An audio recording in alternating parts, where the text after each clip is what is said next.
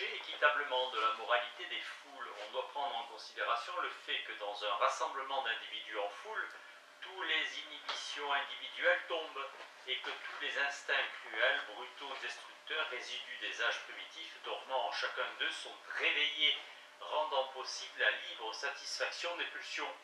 Mais les foules sont également capables, sous l'influence de la suggestion, de grands accès de renoncement, de désintéressement, de dévouement à un idéal, alors que chez l'individu isolé, l'intérêt personnel est le mobile à peu près exclusif.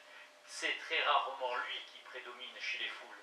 On peut parler d'une moralisation de l'individu par la foule, alors que l'activité intellectuelle de la foule se situe toujours très au-dessous de celle de l'homme isolé. Son comportement éthique peut tout aussi bien s'élever très au-dessus de ce niveau que descendre très au-dessous. Quelques autres traits caractéristiques dégagés par le bon jettent une vive lumière sur la légitimité d'une identification de l'âme des foules à l'âme des primitifs. Chez les foules, les idées les plus opposées peuvent coexister et s'accorder entre elles, sans qu'un conflit résultat de leur contradiction logique. Or, il en va de même dans la vie psychique inconsciente des hommes isolés, des enfants et des névrosés, comme la psychanalyse l'a prouvé depuis longtemps. Chez le petit enfant coexistent pendant longtemps, par exemple, des attitudes affectives ambivalentes à l'égard de personnes qui lui sont le plus proches, sans que l'une d'elles perturbe l'autre dans son expression. Si cela aboutit finalement à un conflit entre les deux, celui-ci se règle par le fait que l'enfant change d'objet, déplace l'une de ses motions ambivalentes sur un objet substitutif. L'histoire du développement d'une névrose chez l'adulte peut elle aussi nous apprendre qu'une motion réprimée persiste souvent pendant longtemps dans les fantasmes inconscients ou même conscients, dont naturellement le contenu va directement à l'encontre d'une tendance dominante, sans qu'il résulte de cette opposition une offensive du moi contre ce qu'il a rejeté. Le fantasme est toléré pendant un assez long temps jusqu'à ce qu'un jour, habituellement à la suite d'un accroissement de son investissement affectif, le conflit s'installe soudain avec toutes ses conséquences entre lui et le moi. Dans le cours du développement qui va de l'enfant à l'adulte mature, il se produit de toute façon une intégration sans cesse croissante de la personnalité, une synthèse d'émotions pulsionnelles et des tendances orientées vers un but, isolé, ayant grandi en elles, indépendamment les unes des autres. Le processus analogue dans le domaine de la vie sexuelle nous est depuis longtemps connu comme synthèse de toutes les pulsions sexuelles aboutissant à l'organisation génitale définitive, dans 3 essais sur la théorie de la sexualité. Que l'unification du moi puisse d'ailleurs connaître les mêmes perturbations que celle de la libido, divers exemples très connus le montrent, comme entre autres dans les sciences de la nature, celui des chercheurs qui ont gardé leur foi en la Bible. Les différentes possibilités d'une dissociation ultérieure du moi constituent un chapitre particulier de la psychopathologie. De plus, la foule est soumise à la puissance véritablement magique de mots qui peuvent provoquer dans l'âme des foules les plus formidables tempêtes, et aussi les calmer. La raison et les arguments ne sauraient lutter contre certains mots et certaines formules. On les prononce avec recueillement devant les foules, et tout aussitôt les visages deviennent respectueux et les fronts s'inclinent. Beaucoup les considèrent comme des forces de la nature, des puissances surnaturelles. Il suffit ici de rappeler le tabou des noms chez les primitifs, les forces magiques qui s'attachent pour eux aux noms et aux mots, voire totem et tabou.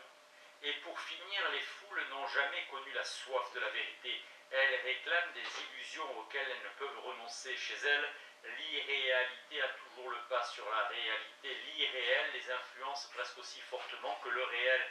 Elles ont une visible tendance à ne faire aucune différence entre les deux.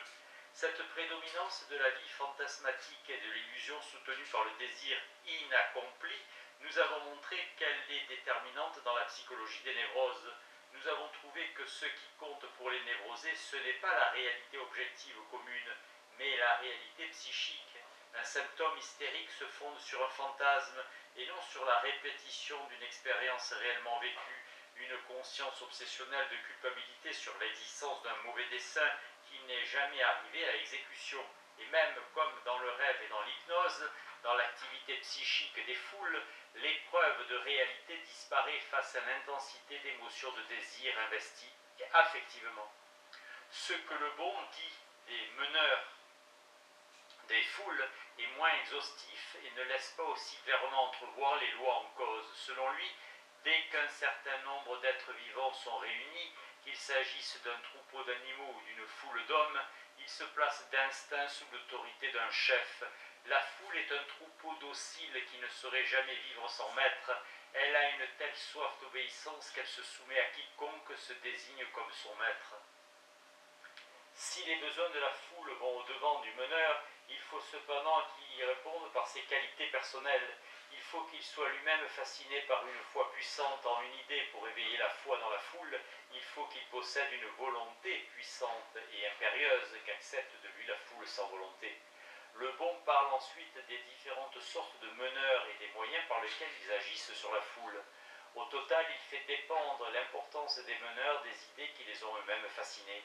À ces idées, de même qu'aux meneurs, il attribue en outre une puissance mystérieuse et irrésistible qu'il nomme prestige. Le prestige est une sorte de domination qu'exerce sur nous un individu, une œuvre ou une idée. Certaines dominations paralysent toutes nos facultés critiques et remplissent notre âme d'étonnement et de respect. Elles pourraient provoquer un sentiment du même ordre que celui de la fascination de l'hypnose. Il différencie le prestige acquis ou artificiel du prestige personnel. Le premier est conféré aux personnes par le nom, la richesse, la réputation, aux opinions, œuvres d'art et autres, par la tradition. Comme dans tous les cas, il remonte au passé. Il contribuera peu à faire comprendre cette mystérieuse influence. Le prestige personnel ne s'attache qu'à quelques personnes qui, par lui justement, deviennent des meneurs, et il fait que tout leur obéit comme sous l'effet d'un charme magnétique. Et pourtant, tout prestige est dépendant du succès et disparaît avec les insuccès. On n'a pas l'impression que chez Le Bon, le rôle des meneurs et l'accent mis sur le prestige ait été exactement accordé avec sa peinture de l'âme des foules si brillamment présentées. Autres évaluations de la vie psychique collective.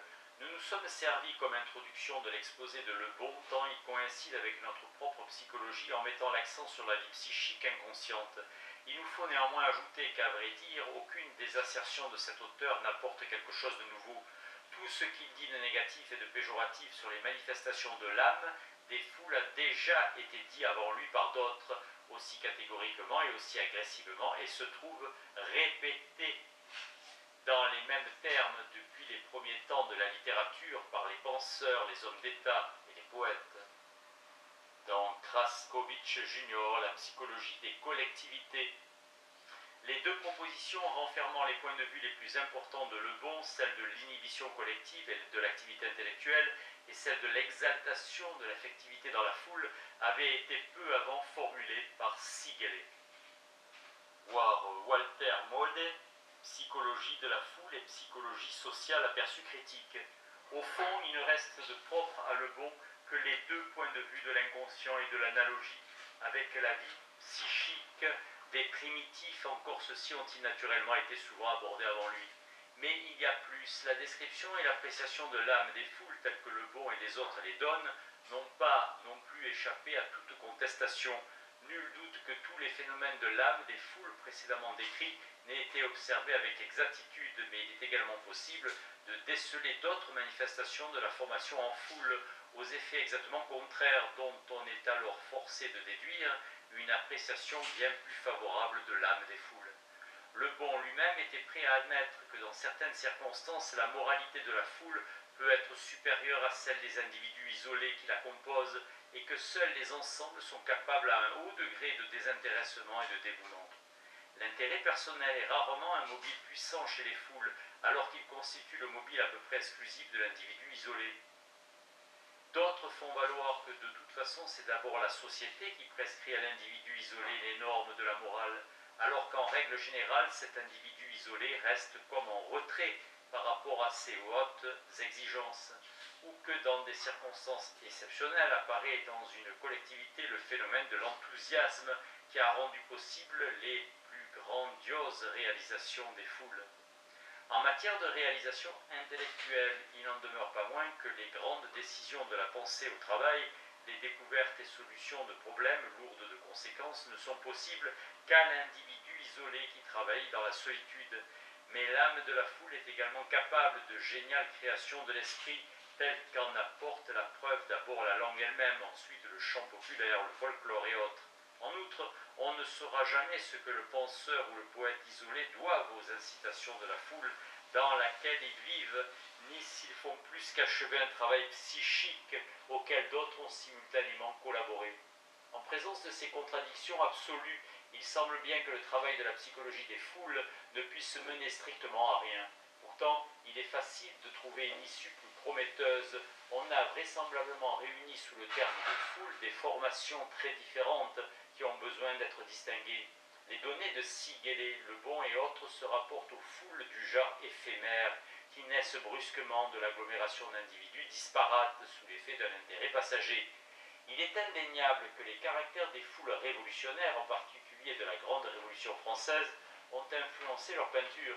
Les assertions contraires proviennent d'une appréciation portant sur ces foules ou groupements sociaux stables dans lesquels les hommes passent leur vie et qui prennent corps dans les institutions de la société.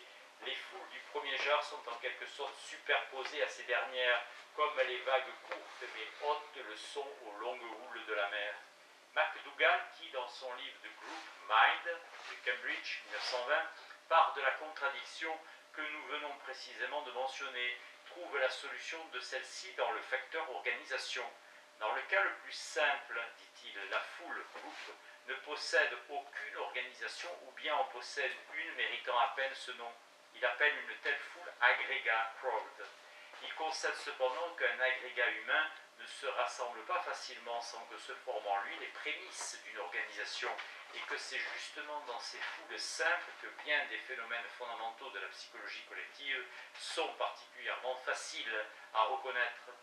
La condition nécessaire pour que, avec les membres d'un agrégat humain porté par hasard à se rassembler, se constitue quelque chose comme une foule au sens psychologique, c'est que ces individus isolés aient quelque chose en commun, un intérêt commun pour un objet, une même orientation de leurs sentiments dans une certaine situation et, j'ajouterai par conséquent, une certaine dose d'aptitude à s'influencer mutuellement.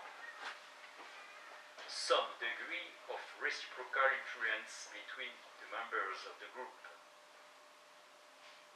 Plus ces éléments communs, vis mental homogeneity, sont forts, plus une foule psychologique se constitue aisément à partir des individus isolés, et plus les manifestations d'une âme des foules s'expriment de façon frappante. Le phénomène le plus curieux et en même temps le plus important de la formation en foule est bien l'exaltation de l'affectivité suscitée en chaque individu isolé, exaltation or intensification of emotion. On peut dire, pense MacDougall, qu'il n'est guère d'autres conditions dans lesquelles les affects des hommes croissent jusqu'à atteindre une telle hauteur, comme cela peut se produire dans une foule, et cela est certes une grande jouissance pour les participants que de s'abandonner ainsi sans retenue à leur passion, et alors de se fondre dans la foule, de perdre le sentiment de leurs limites individuelles. Ce fait que les individus soient emportés dans un même élan, MacDougall l'explique par ce qu'il appelle Principle of Direct Induction of Emotion by way of the Primitive Sympathetic Response, principe de l'induction directe de l'émotion pour la voie de la réponse première de sympathie, c'est-à-dire par la contagion des sentiments que nous connaissons déjà. Le fait est que les signes perçus d'un état affectif sont de nature à susciter automatiquement le même affect chez celui qui perçoit. Cette compulsion automatique est d'autant plus forte que le nombre de personnes chez lesquelles se remarque simultanément cet affect est plus grand. Alors le sens critique de l'individu isolé est suspendu et celui-ci s'abandonne au même affect.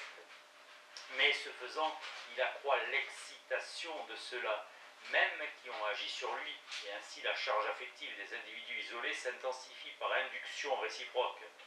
Il est évident que là se manifeste quelque chose comme une compulsion à égaler les autres, à rester en harmonie avec le grand nombre. Plus les émotions affectives sont grossières et simples, plus elles ont de chances de se propager de cette façon dans une foule.